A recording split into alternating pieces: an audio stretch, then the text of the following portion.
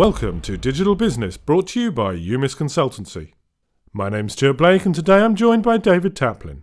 Hi, David. Hi, Stuart. Give us an idea of how social media has evolved over the last decade. Sure. Well, I mean, it's a huge subject, this. Social media is an absolute monster. It wasn't always this way. It's had up and down history over the past 2 decades.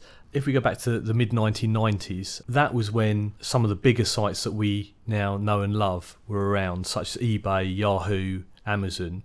That was...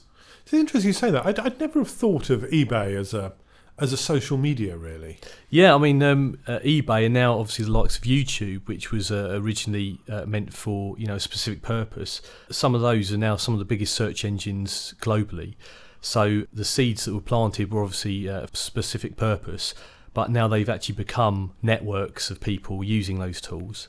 It's amazing. But yeah, so some of those big sites that have been around from the 1990s were really getting people used to using online, search engines and e-commerce. But it wasn't until the late 1990s to early 2000s where we really started to see social media come about with the likes of MySpace, Facebook, LinkedIn. That was when social media as we know it today really started to rise from the ashes, as it were. Moving on from the sort of mid-2000s to now, we've really seen a huge increase in use of social media online, and that's for a number of reasons which I'm sure we'll come on to. But it's a lot richer now in terms of video, in terms of imagery. A lot of people are using this literally not on a weekly or a monthly basis, but literally on an hourly basis. So yeah, it's really grown over the last couple of decades. So what are the key factors of social media? What are the features that have dragged us through the time? Yes, so I mean, again, the functionality and the growth of social media has come about really for several reasons. Originally, again, going back through the decades to the mid-1990s, it was really a one-way street. So this was the online diaries and blogs where people could put the sort of things that they were feeling on a day-to-day basis. Maybe, they go on holiday and they write about their holiday and post some nice imagery. Were these less interactive? 100% less interactive. Really, this was a one-way street. So you would be able to post information up and you wouldn't have the ability to share, to comment, to do anything like that, that we take for granted.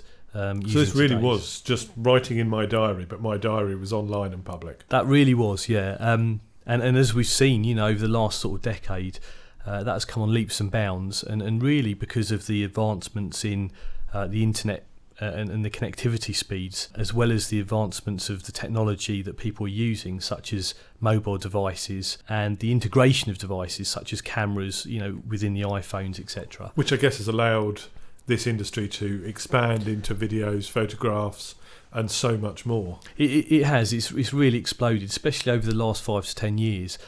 With the advancements of the camera technology within the mobile devices, and also with some of the apps such as Instagram, Pinterest, allowing people to take pictures and movies on the move and upload them in real time. With things moving so fast in the social arena, if you like, where do you see this going in the next few years? Yes, so I mean, obviously no one knows for sure, but there are definite trends that are emerging now. In terms of real-time technologies that are currently being used, such as real-time video. So you've probably logged on at Facebook, at some stage and had, either one of your friends or a famous celebrity actually filming themselves live and streaming it live from where they are. So there's going to be a lot more live feeds, if you like, from the video side of things.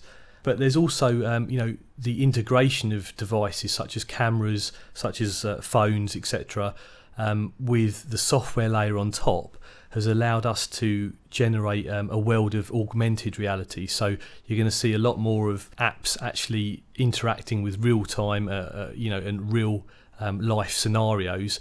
The perfect example of that is Pokemon Go.